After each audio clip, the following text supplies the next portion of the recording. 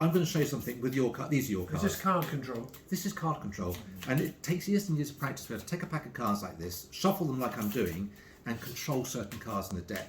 Now, my favourite cards to control, and I'm talking to you as I'm doing this, are the 4 aces. And if I've done this correctly, there are the 4 aces on the top of the pack. You impressed? Well, I can go a stage further. Because if I give the cards a couple of cuts like this, this takes years of practice. There should be no aces down the bottom, and if I get rid of those, there should be no aces anywhere near the top.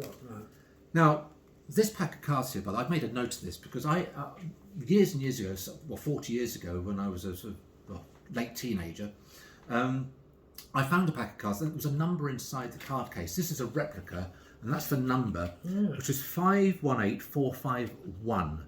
518451. I had no idea what it meant until I started fiddling with the playing cards. I realised it was a code on how to control playing cards. So 518451. So what that means is this: I'm going to run 5 cards. 1, 2, 3, 4, 5. Then 1. Then 8. Watch this. 1, 2, 3, 4, 5, 6, 7, 8. 4. Then 4. 1, 2, 3, 4, 5, 1, 2, 3, 4, 5, and then 1. Now, if I've done that correctly, and I better just double check this. If I've done that correctly, I think I've done it correctly. Watch this. Just move those out of the way, because if I do this correctly, after that weird shuffling, if I deal a 5-handed game of poker, I get an ace. If I do it again, if I deal a 5-handed game of poker, I get a second ace.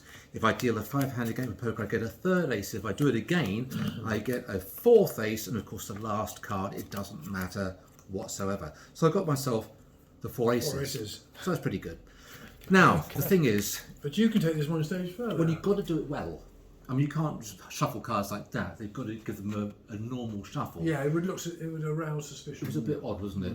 So I'm going to try and do it again. But what I'm going to try and do this time is get myself the best hand in poker, like I've just shown you, by giving the cards a couple of regular shuffles, like I'm doing, and I think I've done it already.